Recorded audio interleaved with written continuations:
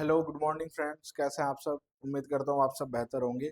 और ये आपकी बैकलॉग वाली आज दूसरी क्लास है। ठीक है, आज बहुत सारी क्लासेस आपकी जितनी हैं वो सारी, इसमें शायद मैं आपका 2 दिन का करंट अफेयर्स इसी एक क्लास में करा दूं। ठीक है, फिर एक क्लास बाकी बचेगी, वो हम बाद में कर लेंगे। ठीक है, वो भी हमें अलग से रिकॉर्ड कर लेंगे।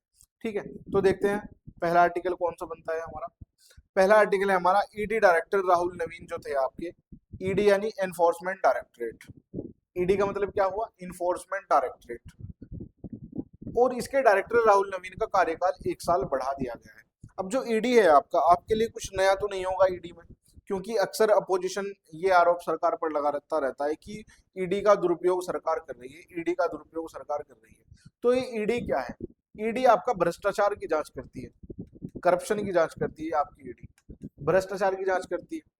ठीक है, एनफोर्समेंट डायरेक्टरेट इसका नाम है। इसकी स्थापना कब हुई? इसकी स्थापना कब हुई? ठीक है, बता सकते हैं आप में से कोई इसकी स्थापना कब हुई? तो ईडी की जो स्थापना है वो 1 मई 1956 को हुई थी। 1 मई 1956 को ईडी की स्थापना हुई थी, जिसको प्रवर्तन निदेशालय बोलते हैं हिंदी में, और इंग्लिश में बोलते हैं एनफोर्समेंट डायरेक्टरेट। 1956 में इसकी स्थापना हुई। और ये आपके बेसिकली करप्शन की जांच करती है, भ्रष्टाचार की जांच करती है। और ये आती है अंडर कौन से डिपार्टमेंट के तहत? डिपार्टमेंट ऑफ रेवेन्यू के तहत। यानी राजस्व विभाग जो आपका है, डिपार्टमेंट ऑफ रेवेन्यू, इसके तहत ये आपका आती है ईडी। आपको कमेंट्स में ये बताना है कि डिपार्टमेंट ऑफ रेवेन्यू कौन से मंत्रालय के तहत है। मैंने आपको बता दिया ये विभाग है, कौन से विभाग के तहत है? राजस्व विभाग के तहत आता है आपका ईडी। ठीक है, अब आपको ये बताना है ये मंत्रालय कौन से मंत्रालय के तहत आता है आपका, डिपार्टमेंट ऑफ रेवेन्यू, ये आपको बताना है। ठीक है, ये आपको बताना है भाई कि कौन से मंत्रालय के तहत आपका आता है, डिपार्टमेंट ऑफ रेवेन्यू। ठीक है, चलते हैं आगे, देखते हैं क्या इसमें आर्टिकल में बताया गया है। केंद्र सरकार ने प्रवर्तन प्रवर्तन निर्देशालय यानी एनफोर्समेंट डायरेक्टरेट ईडी के डायरेक्टर राहुल नवीन का कार्यकाल 1 साल के लिए बढ़ा दिया है। उनका मौजूदा कार्यकाल अगस्त 2026 में खत्म हो रहा था, लेकिन सरकार ने इसको 1 साल और एक्सटेंड कर दिया है। इस विस्तार को कैबिनेट की नियुक्ति समिति यानी एसीसी ने भी मंजूरी दे दी है। इसलिए राहुल नवीन अगस्त 2027 तक ईडी के डायरेक्टर के पद पर बने रहेंगे। प्रवर्तन निदेशालय के बारे में, वित्त मंत्रालय के राजस्व विभाग के तहत एक विशेष वित्तीय जांच एजेंसी है। सॉरी, मैंने देखा नहीं, यहाँ पर आपको बताया गया है पहले ही कि कौन सा मंत्रालय के तहत है, ये वित्त मंत्रालय के तहत है। डिपार्टमेंट कौन सा है? रेवेन्यू डिपार्टमेंट है, राजस्व विभाग है। और ये एक फाइनेंशियल जांच एजेंसी है, वित्तीय जांच एजेंसी है। यह मुख्य रूप से जो पीएमएलए है आपका, यानी prevention of money laundering act, PMLA 2002, इसके तहत जो आपके केसेस होंगे उनकी ये जांच करती है। फॉरेन एक्सचेंज मैनेजमेंट एक्ट, जिसको फेमा बोलते हैं, ये 1999 का एक कानून है। तो जिस पर ये कानून लागू होता है उन केसेस की जांच करती है। और भगोड़ा आर्थिक अपराधी अधिनियम यानी फ्यूजिटिव इकोनॉमिक ऑफेंडर्स एक्ट 2018 को लागू करती है। करप्शन से रिलेटेड जो पैसा लेके भागने वाले व्यक्ति हैं उनके खिलाफ सीधा सीधा उनके खिलाफ ये अपना कामकाज देखती है। ठीक है, ये वाला भगोड़ा आर्थिक अपराधी अधिनियम, इसमें कौन है? जैसे आपका विजय माल्या हुआ, नीरव मोदी हुआ, वो सारे सारे इसमें ही आते हैं, फ्यूजिटिव इकोनॉमी ऑफेंडर्स एक्ट में। पीएमएलए भी उन पर लगता है, फेमा भी उन पर लगता है।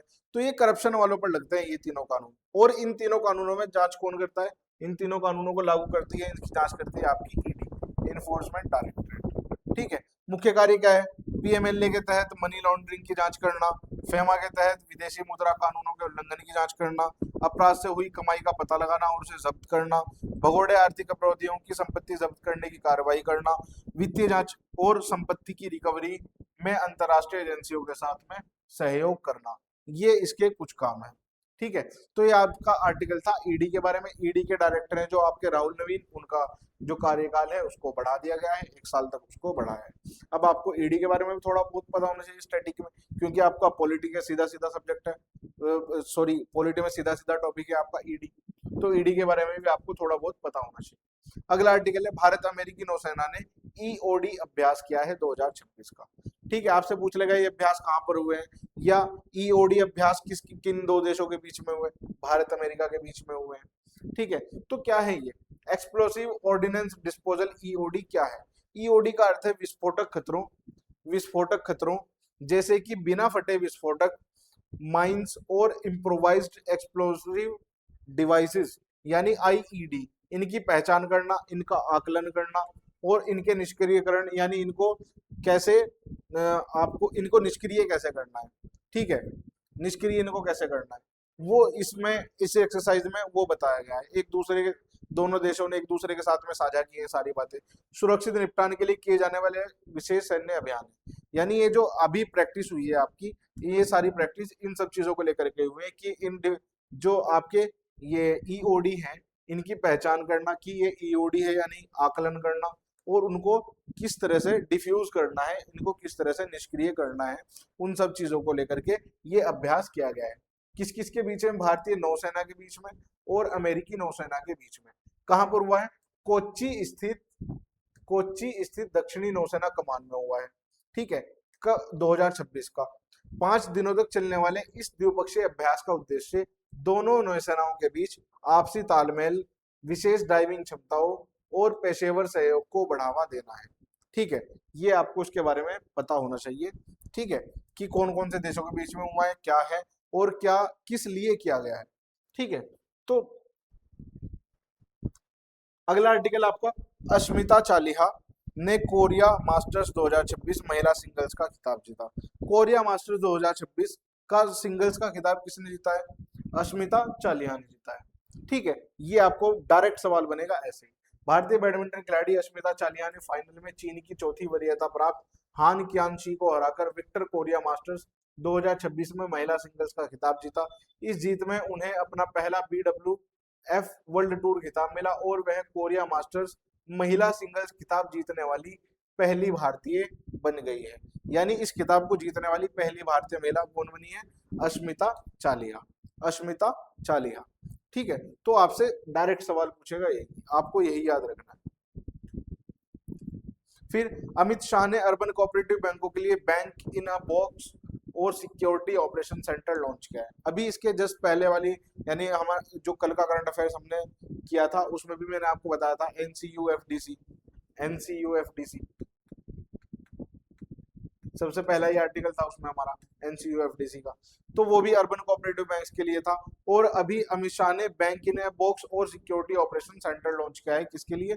आपके यूसीबीज के लिए, अर्बन कोऑपरेटिव बैंक्स के लिए। बैंक इन ए बॉक्स क्या है? बैंक इन ए बॉक्स एक इंटीग्रेटेड डिजिटल बैंकिंग सोल्यूशन है जिसका मकसद अर्बन कोऑपरेटिव बैंक्स को एक ही प्लेटफॉर्म के जरिए कई तरह की टेक्नोलॉजी सर्विस देना है, जिसमें शामिल है सीबीएस कोर बैंकिंग सिस्टम या कोर बैंकिंग सोल्यूशन या कोर बैंकिंग सर्विसेज जिसको बोलते हैं। फिर डिजिटल पेमेंट की सुविधाएं देता है ये, और cloud based services, regulatory compliance, ये आपसे नहीं पूछेगा इतना सारा, ठीक है। ये मैंने आपको पहले ही बता दिया कोर बैंकिंग सिस्टम क्या होता है। तो बैंक इन अ बॉक्स क्या है? एक साथ बहुत सारी सुविधाएं ये देगा, ठीक है। बस आप ये समझ लो कि एक बॉक्स के अंदर पूरा बैंक बंद करके दे दिया, बैंक इन अ बॉक्स यानी एक बॉक्स के अंदर पूरा बैंक आपको बंद करके दे दिया, आपकी सारी जो जितनी भी सुविधाएं आपको इसी के थ्रू मिल जाएगी। और ये किसके लिए है? यूसीबीज के लिए। इसको लॉन्च किसने किया है? अमित शाह ने किया है। तो इतना सब आपको इसके बारे में पता होना चाहिए। इन्होंने क्यों किया है? क्योंकि आपके इनके पास में गृह मंत्रालय भी है और सहकारिता मंत्रालय भी इन्हीं के पास। सहकारिता मंत्री भी कौन है? आपके अमित शाह है, ठीक है। ये आपको फैक्ट पता होना चाहिए, इनके पास में सहकारिता मंत्रालय भी है, सहकारिता मंत्री भी भारत के कौन है? अमित शाह। अच्छा ये बताओ, जो सहकारिता है कोऑपरेटिव, ये हमारे संविधान के कौन से आर्टिकल में है? ये जल्दी से बताओ आप कमेंट्स में, कौन से आर्टिकल में है? ठीक है, मैं आपको एक हिंट दे देता हूँ, ये आपको डीपीएसपी में मिलेगा, कोऑपरेटिव डीपीएसपी में, यानी directive principle of state policy, जिनको राज्य के नीति निर्देशक सिद्धांत बोलते हैं, उनमें आपको ये देखने को मिलेगा ये आर्टिकल। आपको आर्टिकल लिख के बताना है सहकारिता से रिलेटेड डीपीएसपी में कौन सा आर्टिकल है, ठीक है, जिसको कोऑपरेटिव्स बोलते हैं। ये आपको बताना है कमेंट्स में। आपको पॉलिटी बहुत अच्छे से पढ़ाई है मैंने, तो इसमें प्रॉब्लम आपको बिल्कुल नहीं होनी चाहिए, ठीक है। अब देखते हैं अगला आर्टिकल क्या है। स्टैंडर्ड चार्टर्ड को गिफ्ट सिटी से रिलेटेड मैंने आपको पहले भी बताया था, एक आर्टिकल 2-3 दिन पहले आया था गिफ्ट सिटी का। तो कहाँ पे है गिफ्ट सिटी? आपकी गुजरात में है। तो इस गिफ्ट सिटी में वेल्थ मैनेजमेंट के लिए सैद्धांतिक मंजूरी मिली है किसको? स्टैंडर्ड चार्टर्ड को यहाँ पर अपना काम करने के लिए। स्टैंडर्ड चार्टर्ड बैंक को गुजरात में गिफ्ट सिटी के इंटरनेशनल फाइनेंशियल सर्विसेज सेंटर यानी आईएफएससी से वेल्थ मैनेजमेंट प्रोडक्ट पेश करने के लिए international financial services centres authority यानी आईएफएससीए से सैद्धांतिक मंजूरी मिल गई है। इस कदम से बैंक को ज्यादा नेटवर्थ वाले व्यक्तियों, अमीर ग्राहकों और संस्थागत निवेशकों के लिए अपनी वेल्थ मैनेजमेंट सेवाओं का विस्तार करने में मदद मिलेगी, जिससे गिफ्ट सिटी की एक इंटरनेशनल फाइनेंशियल हब के तौर पर भूमिका मजबूत होगी। ठीक है, अब ये जो आपका स्टैंडर्ड चार्टर्ड बैंक है ये आपका अमीरों को ही टारगेट करता है। ठीक है, तो अगर ये अमीरों को टारगेट करेगा, गिफ्ट सिटी की तरफ और ज्यादा अमीर आएंगे, दुनिया भर से आएंगे, तो गिफ्ट सिटी जो है उसको एक इंटरनेशनल फाइनेंशियल हब के तौर पर उसकी भूमिका जो है वो बढ़ेगी। गिफ्ट सिटी क्या है? Gujarat international finance tax city है। Gujarat international financial tax city, GIFT city इसको बोलते हैं, गुजरात में है। भारत का प्रमुख इंटरनेशनल फाइनेंशियल हब है जो गुजरात में अहमदाबाद और गांधीनगर के बीच में स्थित है, गुजरात में। इसका international financial services centre IFSC उन इंटरनेशनल फाइनेंशियल गतिविधियों को भारत लाने के लिए बनाया गया है जो आमतौर पर विदेशों में होती है। यानी विदेशों में जो आपको सेवाएं मिलती है उनको भारत में लाने के लिए इसको गिफ्ट सिटी को डिजाइन किया गया है। अहमदाबाद और गांधीनगर के बीच में है आपकी गिफ्ट सिटी, ये आपको पहले भी मैंने बताया। और अभी इसमें स्टैंडर्ड चार्टर्ड को यहाँ पर काम करने की अनुमति मिली है। ठीक है, आपको बस ये याद रखना है। फिर अगला आर्टिकल, डॉन नेल्सन 5 बार के एनबीए चैंपियन और हॉल ऑफ फेम कोच का 86 वर्ष की आयु में निधन हो गया। चर्चा में क्यों है? बास्केटबॉल के दिग्गज खिलाड़ी हैं और कोच डॉन नेल्सन, इनका 86 वर्ष की आयु में निधन हो गया। ठीक है, आपको इसके बारे में इतना ही पता चाहिए। ठीक है, 4 एनबीए टीमों को प्रशिक्षित किया था जिसमें मिलवॉकी बक्स हैं, गोल्डन स्टेट वॉरियर्स हैं, न्यूयॉर्क निक्स हैं और डलास मैवरिक्स हैं। ये 4 टीमें हैं जिसको इन्होंने प्रशिक्षण दिया है और 86 वर्ष की आयु में इनका निधन हो गया है। अगर आप मुझसे पूछो कि इनको कितने स्टार आप दोगे, ठीक है, इंपॉर्टेंट एग्जाम के लिए, तो मैं इसको 1 ही स्टार दूंगा इस न्यूज को। ठीक है, एक तो भारत से रिलेटेड नहीं है, दूसरा इस तरह की कई पर्सनैलिटीज किसी ना किसी का मतलब डेथ हो ही जाती है। तो आपके लिए एग्जाम के लिए कौन से ओरिएंटेड है जिसका संबंध सीधे भारत से, ठीक है, उसके बारे में आपसे पूछ सकता है। ईरान के पूर्व आईआरजीसी प्रमुख मोहसिन रजाई को शीर्ष राष्ट्रीय सुरक्षा अधिकारी नियुक्त किया है। किसने? ईरान ने। ईरान ने इस्लामिक रिवॉल्यूशनरी गार्ड कॉर्प्स यानी आईआरजीसी के पूर्व कमांडर मोहसिन रजाई को सर्वोच्च राष्ट्रीय सुरक्षा परिषद का नया सचिव नियुक्त किया। उन्होंने मोहम्मद बाघेर जोलघद्र का स्थान लिया है। मोहसिन रजाई कौन है? ईरान के एक अनुभवी सैन्य और राजनीतिक व्यक्ति हैं। 1981 से 97 तक इन्होंने आईआरजीसी में कमांडर के रूप में कार्य किया था। Islamic revolutionary guard Corp IRGC जिसको बोलते हैं, ईरान की सेना है। सर्वोच्च राष्ट्रीय सुरक्षा परिषद क्या है? सर्वोच्च राष्ट्रीय सुरक्षा परिषद ईरान की सर्वोच्च राष्ट्रीय सुरक्षा निर्णय लेने वाली संस्था है। ठीक है, तो ये आपके लिए आपसे पूछ सकता है, बहुत ज्यादा इंपॉर्टेंट है। अगेन फिर वही बात मैं कहूंगा कि आपके लिए बहुत ज्यादा इंपॉर्टेंट नहीं है, बस ये आर्टिकल ऐसे हैं आपको इनके बारे में थोड़ा बहुत पता होना चाहिए। ठीक है, अगर पूछ ले तो बढ़िया, नहीं पूछेगा तो 99% तो चांस है नहीं पूछेगा। ट्रिब्यूनल्स रिफॉर्म्स बिल 2026, ट्रिब्यूनल्स के अंदर जो आपके न्याय अधिकरण बनते हैं जिसको आप ट्रिब्यूनल्स बोलते हैं, उनके अंदर रिफॉर्म्स के लिए एक बिल लाया गया है 2026 में। ठीक है, खबरों में क्यों है? केंद्र सरकार लोकसभा में न्यायाधिकरण सुधार विधेयक 2026 पेश करने जा रही है। विधेयक में न्यायाधिकरणों से संबंधित नियुक्तियों, प्रदर्शन, शिकायतों की निगरानी के लिए राष्ट्रीय न्यायाधिकरण आयोग एनटीसी का प्रस्ताव है। अब आपसे क्या है क्या नहीं है ये नहीं पूछेगा। अगर ये बन जाता है, अगर ये बिल आपका पारित हो जाता है, जो कि हो जाएगा, जो कि हो जाएगा, जिसको ज्यादा दिक्कत पारित होने में नहीं आएगी, तब ये जो बॉडी है ये आपके एग्जाम के लिए बहुत इंपॉर्टेंट हो जाएगी, क्योंकि नई बॉडी बन रही है कोई। नाम क्या है इसका? एनटीसी। नाम इसका क्या है भाई? एनटीसी, नेशनल ट्रिब्यूनल कमीशन, यानी राष्ट्रीय न्यायाधिकरण आयोग। ठीक है, इसका हेडक्वार्टर बनेगा आपका न्यू दिल्ली में। पहली चीज, इसका हेडक्वार्टर कहां पर आपको बनेगा? एनटीसी। एनटीसी कहां पर बनेगा इसका हेडक्वार्टर? इसका हेडक्वार्टर आपका बनेगा न्यू दिल्ली में, न्यू दिल्ली में। ठीक है, और इसमें 5 सदस्य होंगे, यानी 1+4 के स्ट्रक्चर में। एक कौन होंगे? ये होंगे आपके अध्यक्ष। अध्यक्ष कौन होंगे? कोई भी रिटायर्ड जज हो सकते हैं आपके सुप्रीम कोर्ट से, रिटायर्ड जज ऑफ सुप्रीम कोर्ट। ये तो हो गए आपके अध्यक्ष। 4 इसमें सदस्य बनेंगे, दो दो के उसमें, 2 सदस्य और 2 सदस्य। ये जो शुरुआत के 2 सदस्य हैं, ये कौन होंगे?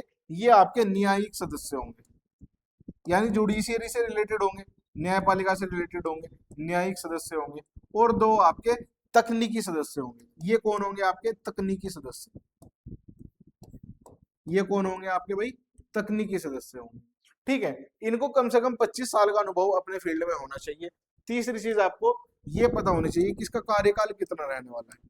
इसका कार्यकाल रहेगा आपका या तो 5 ईयर या तो 70 ईयर्स, 5 साल या 70 साल। सपोज करें कोई 68 साल की उम्र में बना था, ठीक है, तो उसका कार्यकाल 2 ही साल रहेगा। लेकिन अगर कोई 65 साल की उम्र में बन रहा है तो 70 साल तक 5 साल पूरा कार्य करेगा वो। तो इसलिए ये ऐसा होता है, 5 साल या 70 साल, इनमें से जो भी पहले, तो जो भी इनमें से पहले हो जाएगा वही आपका कार्यकाल होगा, 5 साल या 70 साल जो भी पहले होगा। ठीक है, 5 साल या 70 साल जो भी पहले होगा, ये इनका रहेगा कार्यकाल। तो इस बिल में एक ये बॉडी है जो बहुत इंपॉर्टेंट रहने वाली है, मैंने आपको इसके बारे में बता दिया। इसके बारे में आप नोट्स बना लेंगे कि इसका हेडक्वार्टर न्यू दिल्ली में रहेगा और इसके सदस्य किस तरह से होंगे। 5 इसमें सदस्य होंगे, एक अध्यक्ष होंगे और 4 सदस्य होंगे। एक अध्यक्ष कौन होंगे? Retired justice of supreme court हो सकते हैं। और जो 4 सदस्य होंगे, इनमें 2 न्यायिक सदस्य होंगे और 2 तकनीकी सदस्य होंगे। फिर इनका कार्यकाल कैसे रहेगा? इनका कार्यकाल 5 साल या 70 साल, जो भी पहले हो वही इनका कार्यकाल होगा। आगे बढ़ते हैं, आगे बढ़ते हैं। भारत ने विश्व एथलेटिक्स अंडर 20 चैंपियनशिप 2026 में 3 पदकों के साथ अभियान समाप्त किया है। 3 पदकों के साथ में भारत ने अपना अभियान समाप्त कर दिया। ठीक है, भारतीय पदक विजेता आशीष यादव ने रजत जीता, बसंत कुमार मेघवाल रजत जीता और शाहनवाज खान ने जीता है कांस्य पदक। ठीक है, ये आपको पता होना चाहिए। भारत ने अमेरिका के यूजीन ओरेगन में आयोजित विश्व एथलेटिक्स अंडर 20 चैंपियनशिप 2026 में अपना अभियान 3 पदकों यानी 2 रजत और एक कांस्य के साथ में समाप्त किया। 3 पदकों की यह संख्या चैंपियनशिप में भारत के अब तक के सर्वश्रेष्ठ प्रदर्शन के बराबर है। ठीक है, अगेन बहुत ज्यादा इंपॉर्टेंट आपका क्या है? ये व्यक्ति जिन्होंने जीता है, जैसे आशीष यादव, इन्होंने रजत जीता। स्पर्धा क्या थी? पुरुषों की भाला फेंक स्पर्धा। प्रदर्शन 74.09 मीटर इन्होंने भाला फेंका। नीरज चोपड़ा के बाद विश्व अंडर 20 चैंपियनशिप में भाला फेंक में पदक जीतने वाले केवल दूसरे भारतीय बने। पहले भारतीय कौन है? नीरज चोपड़ा। ठीक है, और दूसरे कौन बने हैं अभी? आशीष यादव। फिर है आपके बसंत कुमार मेघवाल, इन्होंने रजत पदक अगेन जीता। स्पर्धा पुरुषों की ऊंची कूद में जीता है, पुरुषों की ऊंची कूद में जीता है। प्रदर्शन 2.21 मीटर रहा इनका। विश्व एथलेटिक्स अंडर 20 चैंपियनशिप में ऊंची कूद का पदक जीतने वाले पहले भारतीय। फिर शाहनवाज खान, पुरुषों की लंबी कूद 7.84 मीटर ये कूदे हैं लंबी कूद में, इन्होंने ऊंची कूद है। इनका हाई जंप है, इनका लॉन्ग जंप है। ठीक है, तो हाई जंप में किसने जीता है? बसंत कुमार मेघवाल ने। लॉन्ग जंप में किसने जीता है? शाहनवाज खान ने। शाहनवाज खान ने कांस्य पदक जीता और आशीष यादव और बसंत कुमार मेघवाल दोनों ने सिल्वर मेडल आपका जीता है। तो ये आपको पता होना चाहिए। अगेन अगला आर्टिकल, सिंगापुर एयरलाइंस ने अश्विन के को भारत का महाप्रबंधक नियुक्त किया है। यानी जो सिंगापुर एयरलाइंस है, इसका जो भारत में कामकाज होता है, तो जो भारत में इन्होंने अपना जो महाप्रबंधक है वो किसको बनाया है? अश्विन के को बनाया है। ठीक है, यही इसमें इंपॉर्टेंट है। कंपनी कौन सी है? Singapore airlines. नियुक्ति किसकी हुई है? अश्विन के की। पद क्या है? भारत के महाप्रबंधक ये रहेंगे। बाजार भारत भारत को ही देखेंगे। पृष्ठभूमि, अश्विन के सिंगापुर एयरलाइंस के आंतरिक उम्मीदवार हैं। वे भारतीय बाजार में एयरलाइन की गतिविधियों और संचालन की देखरेख करेंगे। ये सारे काम ये करेंगे। तो इनके बारे में इतना ही आपको पता होना चाहिए। तो ये आर्टिकल में इतना ही है। मैंने आपको बताया था कि कोशिश करेंगे इसमें हम आपके 2 आर्टिकल को इंटीग्रेट कर लें। ठीक है, देखते हैं आगे इसमें आपका क्या मिलता है। ठीक, ये आपका पूरा, इसको ऐसे समझ लिया आप जैसे आप मैराथन कराते हैं ना, लेकिन ये अलग अलग पार्ट में रिलीज होगा आपका। ठीक है, ये 2 दिन का करंट अफेयर्स एक साथ करा देंगे। एक दिन का पहले हो गया, एक दिन का उससे पहले हो गया था। ठीक है, और एक दिन और। ठीक, फिर 15 अगस्त की आपकी छुट्टी रहती है, उसमें करंट अफेयर्स नहीं आता। और 16 अगस्त का आपका संडे है। तो इसमें वीक में आपके इतनी ही क्लासेस रहने वाली थी, ये सारी मैं करा दूंगा। ठीक है, देखते हैं अगला आर्टिकल क्या है। भारत नेपाल ने हाई इंपैक्ट डेवलपमेंट प्रोजेक्ट के लिए 8 एमओयू साइन किए। कितने एमओयू साइन किए हैं? 8 एमओयू साइन किए हैं। भारत और नेपाल ने भारत से मिलने वाली 803 मिलियन नेपाली रुपए, यानी भारत जो नेपाल की 803 मिलियन नेपाली रुपए की सहायता करता है, उससे 8 high impact community development project के एमओयू पर साइन किया है। अब ये 8 प्रोजेक्ट में क्या क्या है, BP Koirala institute of health sciences, ये सारी चीजें हैं, कृषि उत्पादन संकलन तथा बिक्री केंद्र, नगर पालिका कृषि पशुधन केंद्र। इतना डिटेल में आपसे जाएगा और सवाल पूछेगा, अगेन मुझे तो नहीं लगता है। ठीक है, तो जब आप एग्जाम क्रिएट करने के लिए पढ़ रहे हैं तो आप वैसे पढ़े जैसे आपका एग्जाम क्रैक हो, लॉजिक लगाए, लॉजिक लगाए, क्या यहाँ से सवाल बन सकता है। ठीक है, वो कैसे पता चलेगा, पी वाई को देख करके कि इस तरह के सवाल पहले पूछे हैं क्या। ठीक है, इस तरह के सवाल, इतना 10 बेड वाला अस्पताल कहाँ पर भारत नेपाल बना रहा है, अब इस तरह का सवाल आप खुद सोचो, एकदम हाइपरबोल जैसा हो गया ना। तो इस तरह के सवाल अक्सर नहीं पूछे जाते, आपसे पूछ लेगा कि कितने एमओयू साइन किए हैं भारत नेपाल ने हाल ही में। तो कितने एमओयू साइन किए हैं, 8 एमओयू साइन किए हैं। भारत नेपाल संबंध कैसे रहे, भारत और नेपाल के बीच खुली सीमा है, ये आपसे पूछ लेगा। ओपन बॉर्डर है, जिसमें लोगों की आवाजाही होती है और आर्थिक लेन देन भी आसान होता है। ओपन बॉर्डर है हमारा नेपाल के साथ में। नेपाल भारत और चीन के बीच स्थित एक लैंडलॉक्ड कंट्री है। ठीक है, इधर चीन है, इधर भारत है, बीच में नेपाल है। ठीक है, लैंडलॉक्ड कंट्री है, यानी लैंडलॉक्ड का मतलब क्या है, इसकी कोई भी बॉर्डर, इसका कोई भी बॉर्डर सी से टच नहीं करता है। तो लैंडलॉक्ड कंट्री है आपका नेपाल, ये आपको पता होना चाहिए, आपसे पूछ सकता है। जो इसे भारत की हिमालयी और पड़ोसी देशों से जुड़ी पॉलिसी के लिए रणनीतिक रूप से महत्वपूर्ण बनाता है, और जो भारत इसको पैसा देता है, नेपाल में पैसा देता है, ये अपनी नेबरहुड फर्स्ट पॉलिसी के तौर पर देता है, यानी पहले पड़ोसी नेबरहुड फर्स्ट भारत की एक पॉलिसी है, इसके तहत भारत ये पैसा आगे अपने पड़ोसियों तक पहुंचाता है। फिर मॉरिशस में अटल बिहारी वाजपेयी इंस्टीट्यूट ने वाइस चांसलर के तौर पर डॉक्टर भूमा वीजी चुनी गई। ये आपसे डायरेक्ट वन लाइनर पूछेगा ऐसे ही कि मॉरिशस में अटल बिहारी वाजपेयी इंस्टीट्यूट की वाइस चांसलर कौन बनी है, तो कौन बनी है, डॉक्टर भूमा वीजी यहाँ की चांसलर बनी है। क्या है ये एफसी, जहाँ की चांसलर बनी, वाइस चांसलर बनी है। तो ये जो एफसी है मॉरिशस का पूर्व सिविल सर्विसेज कॉलेज है, यानी यहाँ पर जो सिविल सर्विसेज वाले लोग होते हैं, सिविल सर्वेंट्स होते हैं, उनको यहाँ पर प्रशिक्षण दिया जाता रहा होगा, इस तरह का कॉलेज है। इसका उद्घाटन मार्च 2025 में प्रधानमंत्री नरेंद्र मोदी और मॉरिशस के प्रधानमंत्री नवीन चंद्र राम गुलाम के संयुक्त रूप से किया गया था। इस इंस्टीट्यूट को अफ्रीकी क्षेत्र के लिए एक प्रमुख ट्रेनिंग इंस्टीट्यूट, देखिए ट्रेनिंग के लिए था और सेंटर ऑफ एक्सीलेंस के तौर पर विकसित किया जा रहा है, और इसका मकसद एक अवार्डिंग बॉडी बनना है। तो आपको इतना पता होना चाहिए कि इसकी वाइस चांसलर हाल ही में कौन बनी है, तो डॉक्टर भूमा वीजी बनी है, डॉक्टर भूमा वीजी बनी है। मॉरिशस आपका कहाँ पर है, हिंद महासागर में है, हिंद महासागर में। ये आपका क्या है, ये आपका अफ्रीका है। ठीक है, अगर ये आपका अफ्रीका है तो यहाँ पर ये आपका मेडागास्कर है, और इसके पास में ही यहीं कहीं आपका मॉरिशस है, और ये इधर आपको पता है हमारा प्यारा भारत है। तो ये आपका इंडियन ओशन रीजन में ही आता है मॉरिशस। ठीक है, मॉरिशस दक्षिणी पश्चिमी हिंद महासागर में स्थित एक द्वीपीय देश है जो मेडागास्कर के पूर्व में है। ये देखिए मेडागास्कर, ये मैंने आपको बताया इसकी पूर्व में है मॉरिशस। ठीक है, राजधानी इसकी पोर्ट लुइस है। मुद्रा क्या है, मॉरिशस रुपया इसकी मुद्रा है। भारत और मॉरिशस के बीच ऐतिहासिक, सांस्कृतिक, आर्थिक और लोगों के बीच आपसी संबंधों पर आधारित करीबी रिश्ते हैं। इंडियन महासागर क्षेत्र यानी इंडियन ओशन रीजन, ये इंडियन ओशन रीजन में अपनी लोकेशन की वजह से मॉरिशस भारत के लिए रणनीतिक रूप से महत्वपूर्ण है। ठीक है, अब देखें इसकी लोकेशन यहाँ पर है। अब भारत यहाँ से भी यहाँ पे नजर रख सकता है, इधर नजर रख सकता है, इधर नजर रख सकता है। तो भारत के लिए इसकी रणनीतिक जो इंपॉर्टेंस है वो बहुत ज्यादा है। अगला आर्टिकल देखते हैं। तो मैप के क्वेश्चन आपके इसी तरह से बनते हैं, जैसे आपको मॉरिशस देश का पता चला, एक बार आप गूगल करें, इसकी लोकेशन देख ले कहाँ पर है, आसपास का एक आध कंट्री देख ले। अगर आपके दिमाग में रह गया, किसी एग्जाम में सवाल बन गया मैप बेस्ड, तो बल्ले बल्ले आपकी। ठीक है, तैयारी अपनी इंटीग्रेट करके पढ़ा करें, एक सब्जेक्ट को एक सब्जेक्ट की तरह ना पढ़े। मैं आपको एक करंट अफेयर इसीलिए कराता हूँ। ठीक है, अब जैसे ये है आपका वंदे मातरम को राष्ट्रगान जैसी ही कानूनी सुरक्षा आपकी मिली है, ये आप सबको बताया भी कि जैसे राष्ट्रगान को कानूनी सुरक्षा मिलती है, ऐसे ही वंदे मातरम को मिली है। तो इसमें स्टैटिक आप क्या देखेंगे कि वंदे मातरम आया कहाँ से, तो आप देखेंगे कि ये आनंद मठ में। आनंद मठ किसका उपन्यास है, आपका बंकिम चंद्र चट्टोपाध्याय का उपन्यास है, बंकिम चंद्र चट्टोपाध्याय का उपन्यास है आनंद मठ। और तब आप पढ़ेंगे कि इसकी पृष्ठभूमि कहाँ से ली गई है, तो मैंने आपको कई बार बताया इसकी जो पृष्ठभूमि है वो आपकी ली गई है सन्यासी विद्रोह से।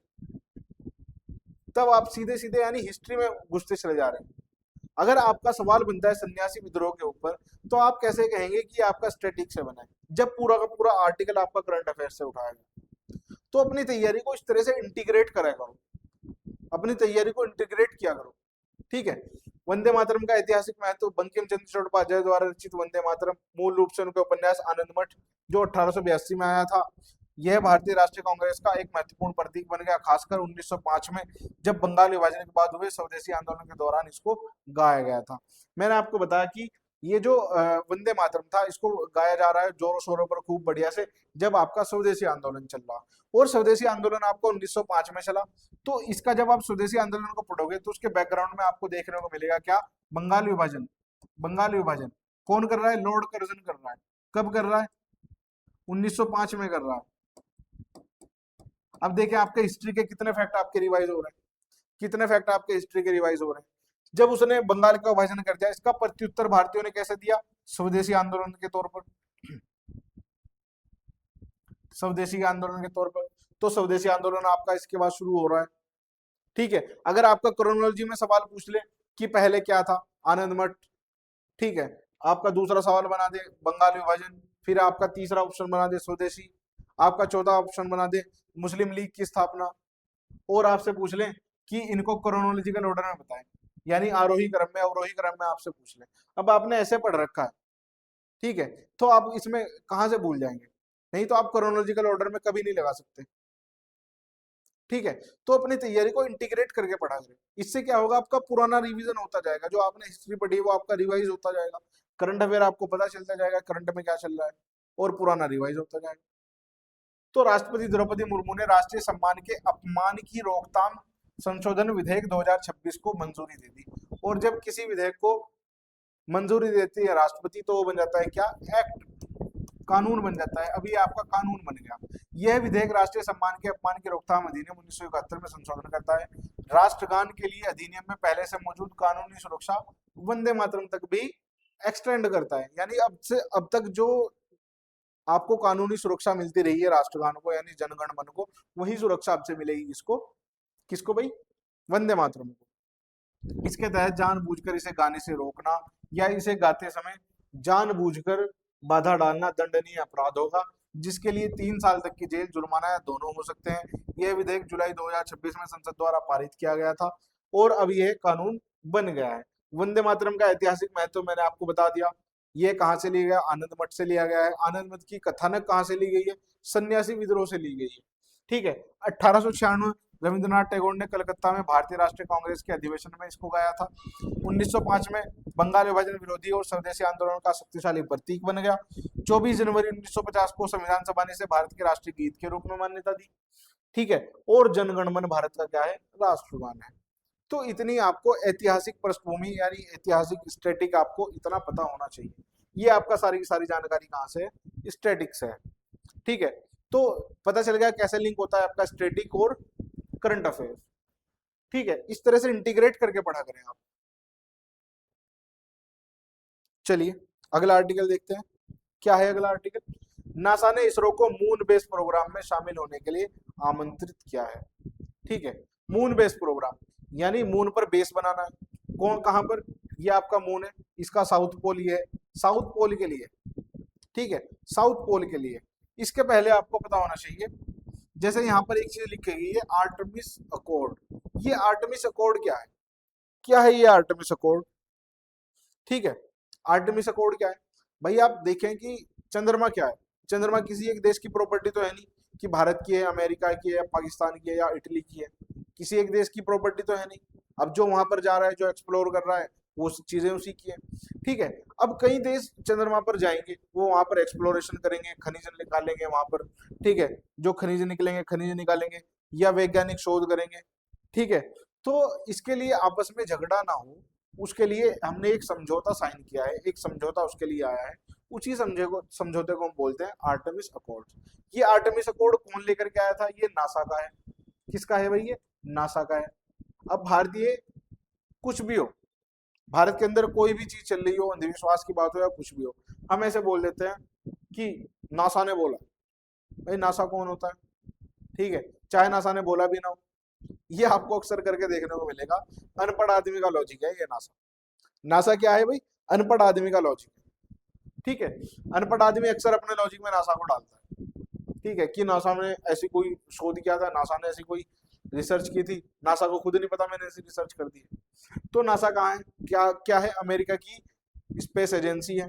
ठीक है, और ये आर्टेमिस अकॉर्ड से रिलेटेड है। आर्टेमिस अकॉर्ड इसी में है। भारत ने भी आर्टेमिस अकॉर्ड को साइन किया है क्या? क्या भारत ने भी आर्टेमिस अकॉर्ड को साइन किया है? तो भारत ने जून 2023 में, भारत ने जून 2023 में इस आर्टेमिस अकॉर्ड को साइन किया है, आर्टेमिस समझौते पर हस्ताक्षर किए हैं। कब किए हैं? जून 2023 में। फिलहाल इसमें 70 से ज्यादा मेंबर है। ये तो रहा आपका आर्टेमिस अकॉर्ड। ठीक है, अब मून बेस प्रोग्राम क्या है? नासा का मून बेस प्रोग्राम क्या है? ये मून बेस प्रोग्राम चंद्रमा के दक्षिणी ध्रुव के पास लंबे समय तक इंसानी गतिविधियों के लिए बुनियादी ढांचा तैयार करने का एक चरणबद्ध प्रोग्राम है। मैंने आपको बताया साउथ पोल है। साउथ पोल, चूंकि साउथ पोल पर क्या है, बर्फ या जल के साक्ष्य का प्रमाण मिला था वहां पर, इसलिए वहां पर और ज्यादा एक्सप्लोरेशन कर रहे हैं दक्षिणी ध्रुव पर। अभी हमने भी अपना एक मिशन भेजा था दक्षिणी ध्रुव के लिए। ठीक है, साउथ पोल के लिए, चंद्रमा के। तो चंद्रमा के साउथ पोल के लिए नासा का मून बेस प्रोग्राम एक है। ठीक है, योजनाबद्ध बुनियादी ढांचे में क्या क्या शामिल है आपका? बिजली, संचार, नेविगेशन, लॉजिस्टिक्स और मोबिलिटी सिस्टम, और रहने की जगह हैबिटेट बनाना भी शामिल है इस मून बेस प्रोग्राम में। ठीक है, जिसमें जिसमें क्या है भाई, यहाँ पर पानी की बर्फ की मौजूदगी है, सारी चीजें मिली। इसके लिए हम चंद्रमा के साउथ पोल पर ही ज्यादा ध्यान दे रहे हैं, और इसके लिए नासा एक प्रोग्राम लेकर के आई है जिसको मून बेस प्रोग्राम कहा गया है। यानी इसका नाम क्या है? Moon base programme. और नासा ने इसका इनविटेशन भेजा है किसको? इसरो को, कि भाई आप भी हमारे इस प्रोग्राम में शामिल हो जाइए, मून बेस प्रोग्राम में। जैसे आर्टेमिस अकॉर्ड में सब लोग शामिल हुए हैं, उसी तरीके से भाई मून बेस प्रोग्राम में शामिल हो जाओ। ठीक है, तो ये आपका आज का आर्टिकल था। मून बेस प्रोग्राम क्या है? चंद्रमा के दक्षिण ध्रुव पर जो इन लंबे समय तक इंसानी गतिविधियां हैं उनको मेंटेन किया जा सके, उसके लिए नासा ने एक प्रोग्राम चलाया है जिसको बोलते हैं मून बेस प्रोग्राम। कहाँ का है? नासा का है। ठीक है, अगला आर्टिकल, फिच रेटिंग। अब ये आपने अक्सर सुना होगा, फिच रेटिंग, मूडी, या एक नाम और है S&P। ठीक है, तो दुनिया भर में ये तीन एजेंसियां आपकी बहुत इंपॉर्टेंट है। ठीक है, बहुत ज्यादा इंपॉर्टेंट है, मैं कहूंगा बहुत ज्यादा इंपॉर्टेंट है। पहली है आपकी फिच, यही वाली फिच, और दूसरी है आपकी मूडी। ठीक है, चलिए आपको बताता हूँ इसका बेसिक थोड़ा सा, इसका बेसिक जान लेते हैं थोड़ा सा। ठीक है, तो कुछ एजेंसियां हैं, कुछ क्रेडिट रेटिंग एजेंसियां हैं आपकी। जैसे पहली है फिच, दूसरी आपकी मूडीज है, क्या नाम है दूसरी का? मूडीज है। और तीसरी है आपकी S&P। अब ये एजेंसियां क्या करती है? ये एजेंसियां क्या करती है? ठीक है, ये एजेंसियां रेटिंग देती है। किसको रेटिंग देती है? ये एजेंसियां रेटिंग देती है देशों को। ठीक है, किस आधार पर रेटिंग देती है? उन देशों की कर्ज चुकाने की अक्षमता के आधार पर, कि कोई देश कर्ज चुकाने में कितना सक्षम है। उस कर्ज चुकाने की क्षमता के आधार पर ये एजेंसियां उन देशों को रेटिंग्स देती हैं। ठीक है, और ये जो रेटिंग्स देती हैं, इन्हीं को हम क्या बोलते हैं? सोवरेन रेटिंग बोलते हैं। क्या बोलते हैं भाई? सोवरेन रेटिंग बोलते हैं। सोवरेन रेटिंग्स बोलते हैं। सोवरेन रेटिंग्स बोलते हैं। अब ये रेटिंग्स होती किस तरह से है? ठीक है, अब समझे आप, अगर इसने रेटिंग दी, अगर रेटिंग अच्छी है, अच्छी रेटिंग दी, तो अच्छी रेटिंग का मतलब क्या है? कि ये देश अच्छी कंडीशन में, अगर आप इस देश को कर्ज दोगे तो इसको लौटा भी देगा। अगर ऐसे देश को जिसकी रेटिंग अच्छी है, उसको कर्ज कैसा मिलेगा भाई? उसको कर्ज मिलेगा सस्ता। और जिसको रेटिंग खराब दी गई है, उसको कर्ज मिलेगा महंगा, कर्ज उसको महंगा मिलेगा। तो इसलिए देशों के लिए ये क्या है? इंपॉर्टेंट हो जाती है ये एजेंसियां। अब इन्होंने भारत को, इनमें से एक फिच, इसके बारे में ये आर्टिकल आज दिया गया है कि फिच ने भारत को रेटिंग दी है। और भारत को इसने कौन सी रेटिंग दी है? सोवरेन रेटिंग्स जो देते हैं, इसके कई प्रकार होते हैं, जैसे AAA, AA, A, BBB start हो जाती है। और फिर बी वाली लिस्ट में ना सबसे नीचे एक होती है BBB माइनस। ठीक है, इसको आप ऐसे समझ ले कि आपके 20 स्टूडेंट हैं आपकी क्लास में, और जो 10 हैं, ये 10 आपके पास हुए और 10 फेल हुए, 10 पास हुए, 10 फेल हुए। तो जो आखिरी में 10वें नंबर पर है, ये जो 10वें नंबर पर है आखिर में, यानी जो आखिर से जिसने टॉप किया है वो वाली एजेंसी है ये वाली, वो वाली रेटिंग है ये वाली, ठीक है। और ये फर्स्ट वाली है जिसने ऊपर से टॉप किया है, ट्रिपल ए। तो इस तरह से ये रेटिंग देते हैं। अब इसने जो रेटिंग दी है ट्रिपल ए का मतलब है बहुत ज्यादा अच्छी, very very good, very very very good, ठीक है। इसको आप समझ ले वेरी वेरी गुड, इसको आप समझ ले वेरी गुड, बी को आप समझ ले गुड, ठीक है भाई, ठीक है भाई। ये कौन सी है, ये भाई आखिरी से टॉप, पास तो हो गया लेकिन आखिर में सबसे नीचे है। और जो इसने रेटिंग दी है फिच ने, तो भारत को जो इसने रेटिंग दी है, भारत को इसने यहां पर रखा, तो भारत की रेटिंग क्या दी इसने, ट्रिपल बी माइनस, ठीक है। यानी बस ठीक ही है, बस ठीक ही है, ठीक है। और ये सिर्फ ये रेटिंग नहीं देता, इसके साथ में ये आउटलुक भी देता है। आउटलुक क्या, ये भविष्य की स्थिति बताता है।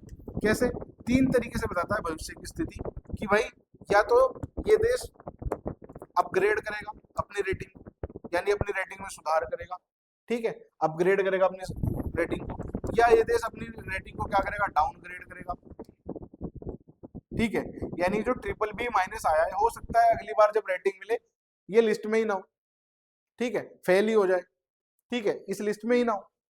तीसरी आउटलुक ये देता है कौन सी, दोनों के बीच की, जिसको हम बोलते हैं स्टेबल, स्टेबल आउटलुक, ठीक है। यानी इस तरह के कोई आसार नजर नहीं आ रहे हैं कि ये देश अच्छा करेगा या बहुत बुरा करेगा, ना तो आसार इस चीज के नजर आ रहे हैं कि ये बहुत अच्छा करेगा, ना आसार इस चीज के आ रहे हैं कि बहुत बुरा करेगा।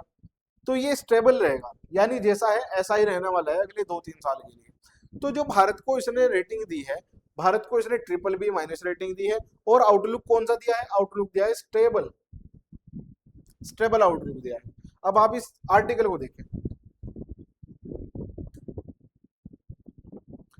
फिच ने भारत की सोवरेन रेटिंग को स्टेबल आउटलुक के साथ में ट्रिपल बी माइनस पर बरकरार रखा है, ठीक है। मैंने आपको बता दिया आउटलुक कैसा देता है, तीन तरीके से आउटलुक देता है, उसमें से एक आउटलुक जो भारत को दिया है स्टेबल दिया है, ठीक है। रेटिंग जितनी देता है उसमें से ट्रिपल बी माइनस रेटिंग दी है। फिच क्या है, इंटरनेशनल एजेंसी है। फिच क्या है भाई, इंटरनेशनल एजेंसी है, जिसका हेडक्वार्टर कहाँ पे है, न्यूयॉर्क में। फिच रेटिंग्स ने भारत की long term foreign currency issuer default rating यानी आईडीआर को स्टेबल आउटलुक के साथ में ट्रिपल बी माइनस पर बरकरार रखा। फिच को उम्मीद है कि 26-27 में भारत की जीडीपी 6.4% की दर से बढ़ेगी।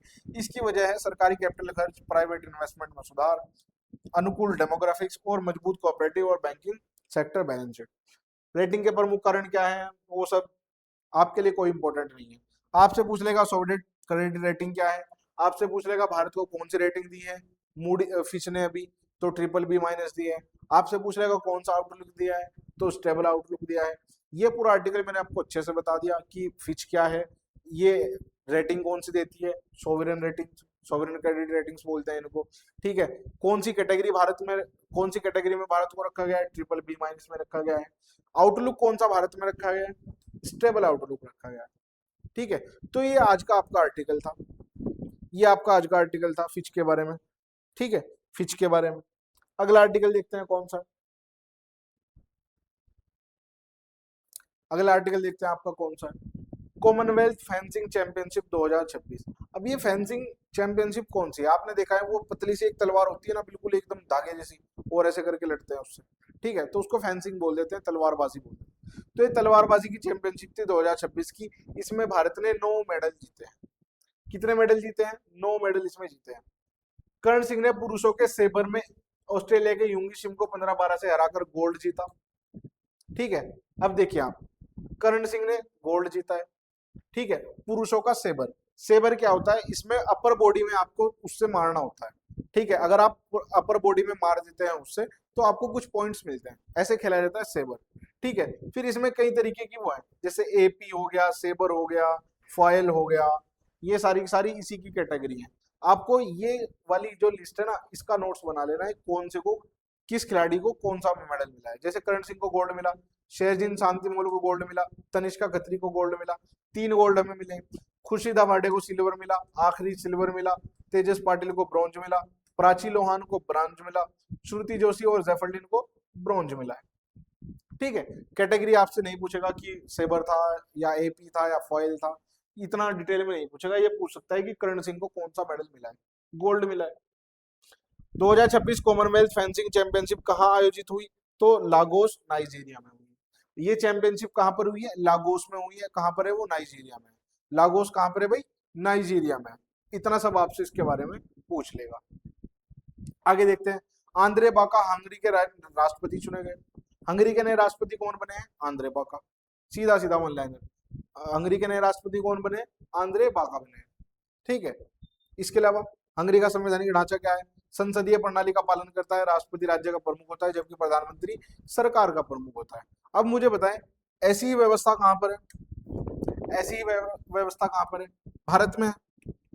ऐसी व्यवस्था है भारत में? बताएं जल्दी से। इंडिया। भारत में क्या है? संसदीय शासन प्रणाली है। संसदीय शासन प्रणाली हमारे यहाँ पर है। ऐसे ही हंगरी में संसदीय शासन प्रणाली। हमारे यहाँ पर दो हेड होते हैं, एक होता है हेड ऑफ द गवर्नमेंट, एक होता है हेड ऑफ द स्टेट। तो जो हेड ऑफ स्टेट होता है वो कौन होता है? आपके प्रेसिडेंट होते हैं, प्रेसिडेंट होंगे। और हेड ऑफ गवर्नमेंट कौन होगा? हेड ऑफ गवर्नमेंट आपके पीएम होते हैं। ये कौन होते हैं? पीएम होते हैं। तो ऐसी ही शासन प्रणाली सेम कहां पर है? हंगरी में, जहां पर एक राज्य का प्रमुख है और एक सरकार का प्रमुख है। राज्य का प्रमुख कौन है? राष्ट्रपति है। सरकार का प्रमुख कौन है? पीएम है। ऐसी व्यवस्था भारत में है, इसको बोलते हैं हम संसदीय शासन प्रणाली। भारत में कौन सी शासन प्रणाली है? संसदीय शासन प्रणाली है। तो हाल ही में जो हंगरी के नए राष्ट्रपति है कौन बने? आंद्रे बाका बने। ये आपको याद रखना है। प्रधानमंत्री कौन है? ये आपको कमेंट में बताना है। प्रधानमंत्री का नाम आप कमेंट्स में लिखेंगे। चलिए अगला आर्टिकल देखते हैं। लेबनान में मौत की सजा खत्म की और ऐसा करने वाला पहला अरब देश बन गया। ठीक है, लेबनान ने मौत की सजा खत्म की और ऐसा करने वाला पहला अरब देश बन गया। ठीक है, आपसे क्वेश्चन बनेगा हाल ही में कौन सा अरब देश है जिसने मौत की सजा को बैन किया है, मौत की सजा को खत्म किया है? तो कौन सा देश है आपका? लेबनान है। आपको सिर्फ इतना ही इसके बारे में पता चाहिए। आपको वहां की जुडिशरी में तो है नहीं, आपकी वहां की जुडिशरी का आपको एग्जाम देना है, कौन सा कानून था, क्या था, ये था, वो था, कुछ नहीं। बस सीधा सीधा याद रखना है कि लेबनान ने हाल ही में मौत की सजा को खत्म कर दिया है अपने यहाँ पे। तो इसकी जगह क्या लेकर के आए हैं? इसकी जगह क्या लेकर के आए हम? इसकी जगह लेकर के आए हैं कड़ी मेहनत के साथ उम्र कैद की सजा। ये प्रावधान यहाँ पर किया गया है। ठीक है, ये आपके लिए इंपॉर्टेंट था, बस इतना ही। आगे चलते हैं। एन चंद्रशेखरन टाटा सन्स के चेयरमैन का पद छोड़ेंगे। ठीक है, अगर पूछ ले हाल ही में कौन है, कौन बने हैं, ये तो अभी क्लियर नहीं है कि कौन बने हैं या कौन बनेंगे, लेकिन ये क्लियर है कि जो एन चंद्रशेखरन है वो आपके ये पद छोड़ने जा रहे हैं, टाटा सन्स के चेयरमैन का पद। ठीक है, तो आपको पता होना चाहिए कि निवर्तमान जो चेयरमैन है वो कौन है? एन चंद्रशेखरन है। इसके अलावा कुछ बहुत ज्यादा इंपॉर्टेंट इसमें नहीं है। टाटा सन्स क्या है? टाटा सन्स टाटा की ऑपरेटिंग कंपनियों की मुख्य निवेश होल्डिंग कंपनी है और प्रमोटर है। टाटा ट्रस्ट इसके सबसे बड़े शेयर धारक है और इसके पास लगभग 66% इक्विटी है। ठीक है, तो ये अगेन बहुत ज्यादा इंपॉर्टेंट जानकारियां नहीं है किसके पास कितनी इक्विटी है। संगीत नाटक अकादमी फेलोशिप और पुरस्कार 2024-25 ये आपके मिलने वाले हैं अभी। ठीक है, संगीत नाटक अकादमी क्या है? संगीत नृत्य और नाटक के लिए भारत की राष्ट्रीय अकादमी है। भारत की प्रदर्शन कला परंपराओं को बढ़ावा देने और सुरक्षित रखने के लिए 1952 में संस्कृति मंत्रालय के तहत एक स्वायत्त संस्था के रूप में स्थापित की गई थी। ये क्या है? एक ऑटोनोमस बॉडी है संस्कृति मंत्रालय के तहत। संस्कृति मंत्रालय के तहत आपसे पूछ रहे संगीत नाटक अकादमी कौन से मिनिस्ट्री के तहत आती है? तो मिनिस्ट्री ऑफ कल्चर के तहत ये आती है। अकादमी पुरस्कार 1952 से दिए जा रहे हैं और ये भारत की प्रदर्शन कलाओं में लगातार उत्कृष्ट प्रदर्शन और योगदानों को मान्यता देते हैं। ठीक है, अब ये मिलने वाले हैं, किस किस को मिलेंगे ये हाल ही में जब आर्टिकल्स आएंगे जिसको मिलेगा वो देख लेंगे। ठीक है, अभी इसमें ये नहीं बताया किस किस को मिला है, ये बताया कि ये अवार्ड्स और जो आपके फेलोशिप हैं वो देने जा रही है। ठीक है, देने जा रही है। ठीक है, चलिए अगला आर्टिकल देखते हैं। अगला आर्टिकल खत्म। तो आज के डिस्कशन में इतना ही था। मिलते हैं आपकी अगली क्लास में। ठीक है, अगली क्लास में आपसे मिलते हैं। उम्मीद करता हूँ आपको ये डिस्कशन अच्छा लग रहा होगा। अगर अच्छा लग रहा है तो वीडियो को लाइक करिए, शेयर करें, सब्सक्राइब करें। ठीक है, और हमें अपना प्यार दिखाएं। ठीक है, मिलते हैं अगली क्लास में।